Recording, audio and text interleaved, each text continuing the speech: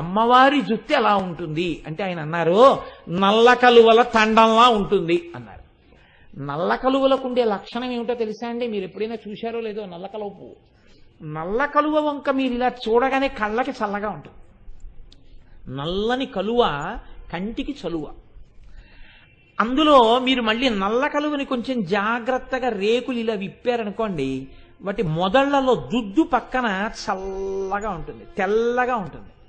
ఈ తెల్లగా ఉన్న రేకుల దగ్గర మీరు కొంచెం ఇలా వంగి కలువ పువ్వులోకి చూశారనుకోండి, తడి బిందువులు ఉంటాయి. ఇప్పుడు ఇంకొంచెం మీరు వంగారనుకోండి, వంగితే మత్తెక్కించగలిగినటువంటి మంచి పరిమళం వస్తుంటుంది ఆ నల్ల కలువలోంచి. శంకరులు చాలా దూరదృష్టితో ఈ మాట వేశారు. ఒక్క నల్ల కలువ పువ్వు కాదు అన్నారు. ఎలా ఉంటుంది అమ్మవారి జుత్తు? నల్ల కలువల తండంలా ఉంటుందన్నారు.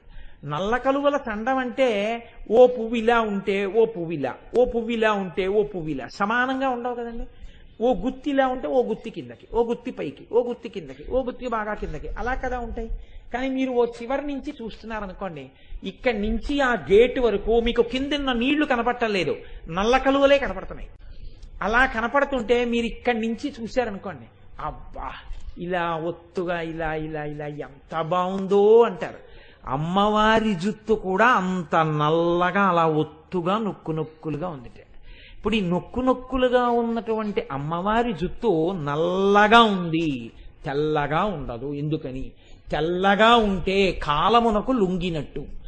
ఆవిడ కాలమునకు లొంగదు, కాలం ఆవిడికి లొంగుతుంది. ఆవిడ నిత్యయవ్వన మదశాలిని కన్యాకుమారి కాబట్టి ఆవిడ కాలమునకు లొంగదు. ఆవిడ జుత్తు నలుపే.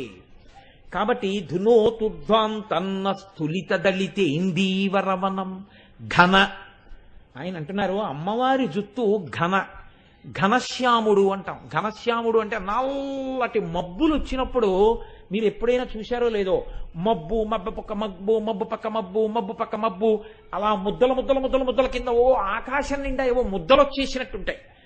అలా అమ్మవారి జుత్తు ఒత్తుగా ఇలా నొక్కు నొక్కులుగా అలా ఉంటుంది. ఘన స్నిగ్ధ. ఆ మాటలలో ఎంత చిత్రమో చూడండి. ఆ జుత్తు, కొంతమంది జుత్తు పట్టుకుంటే తాడు పట్టుకున్నట్టు ఉంటుంది. ఇటే నీ జుత్తు ఇలా ఉంది అంటుంటారు ఆ పెద్దవాళ్ళు. అలా ఉండదు, పరమకోమలంగా ఉంటుంది. ఇలా ముట్టుకుంటే మెత్తగా పట్టులా ఉంటుంది ఆ జుత్తు.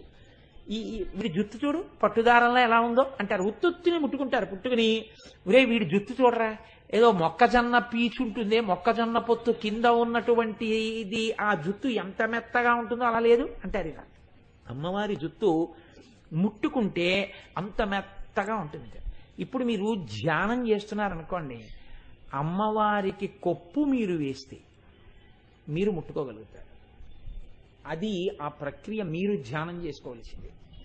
కాబట్టి ఘన స్నిగ్ధ శ్లేక్షణం. శ్లేక్షణం అంటే ముడులు పడిపోయి తిత్తులుగా ఉండి చిక్కు పడిపోయి ఆ మటగా పెద్ద దుత్తు కదా అని ఇలా చేతి మీద వేసుకుని ఏదో రెయిన్ కోట్ లాగా దువ్వెన్నతో ఇలా ఓ లాగి మళ్ళీ ఆ జుత్తు ఇలా ఇలా ఇలా దువ్వెన్నలోంచి తీసి ఇలా ఉండ చుట్టి వేలుకి ఇలా తిట్టి తీసి ఇలా పక్కన పారేసి గాలికి ఎగురుతుంది ఇంట్లో అని పరమశివుడు అరిస్తే బాల్కనీలోంచి బయట వేయవలసిన అవసరం ఉండదు. ఎందుకని అంటే తిత్తులు లేవు, ఎక్కడా ముడులు ఉండవు, అంత అందంగా ఉంటుంది. కాబట్టి ఇవన్నీ గమనిస్తూ ఉంటావా నువ్వు అని మీరు అనుమానపడకండి. మీరు ధ్యానం చేస్తే మీకు అలవోకగా అందుతుందంటే పెద్ద విశేషం ఏం కాదది. కాబట్టి ఘన స్నిగ్ధ శ్లేక్షణం చికుర నికురంబం తవ శివే. నేను ఈ శ్లోకాన్ని అనుభవించడానికి ఒకప్పుడు ఏం చేసేవాడినంటే, మీతో ఉన్న రహస్యం చెప్పకపోవడమే.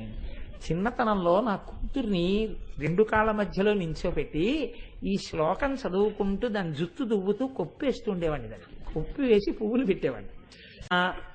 లోకంలో పరనారి యొక్క కొప్పు వంక తదేకంగా చూసి జుత్తు చేత వ్యామోహితుడవుతాడు పురుషుడు.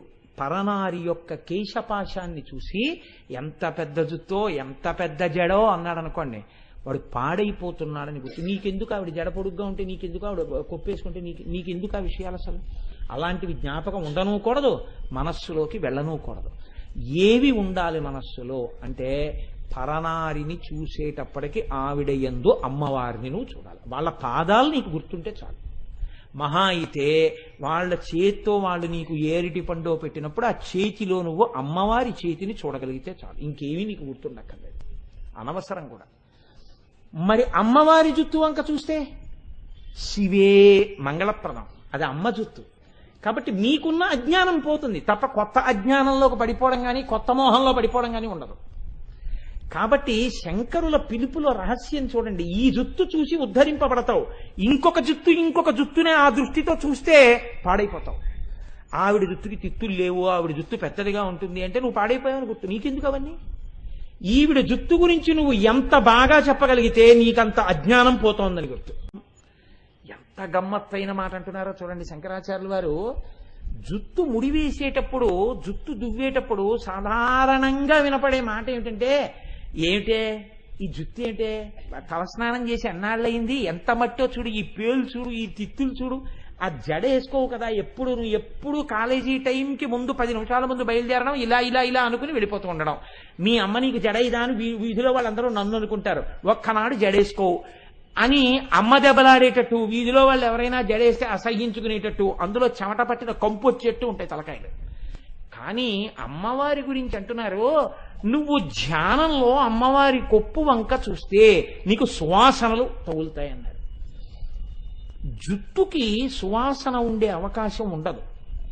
ఎందుకనంటే జుట్టు మలినమును ఆకర్షించుకుంటూ ఉంటుంది కాబట్టి దుర్గంధ భూయిష్టమయ్యే ఉంటుంది. కొంచెం సువాసన రాదు, మిగిలిన వాసన ఎలా ఉన్నా.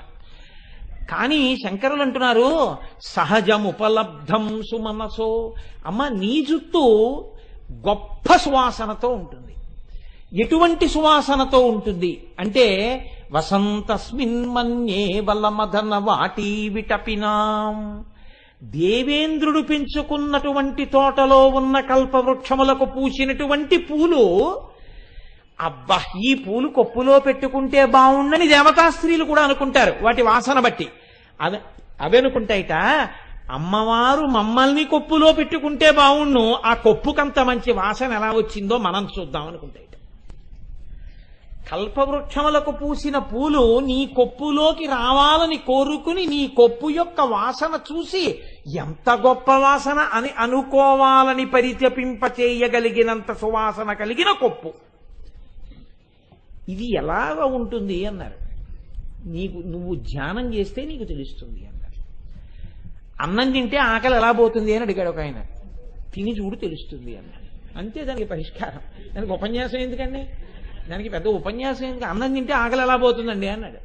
ఎలా పోతుందో నువ్వు చెప్పాలేంటి, మీరు తినండి మేస్టారు అన్నారు. అయిపోయి అమ్మవారి నల్లటి జుత్తు చూస్తే నల్లటి అజ్ఞానం ఎలా పోతుందండి అన్నారు. ధ్యానం చేసి చూడండి అన్నారు. అంటే దానికి పరిష్కారం. మీరు ధ్యానం చేయండి, మీకు పోతుందో లేదో తెలుస్తుంది. అజ్ఞానం పోతుంది అంతే. వెంటనే మీకున్న దుర్గుణాలన్నీ ఎండుటాకులు రాలిపోయినట్టు రాలిపోతాయి. అమ్మవారి అనుగ్రహం కలిగి తీరుతుంది. సరికదా కేశభారాన్ని చూడగానే క్లేశభారం పోతుంది, ఐదోతనం నిలబడుతుంది.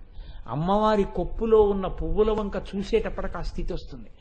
ధ్యానమునందు ఆ సువాసన ముక్కు నాసాపుటములకు తగలగానే అంతే వాడి కొన్ని కోట్ల జన్మల అజ్ఞానం విచ్చిపోతుంది. అందుకే శంకరులు ప్రారంభం చేస్తూ ఆ మాట అన్నారు,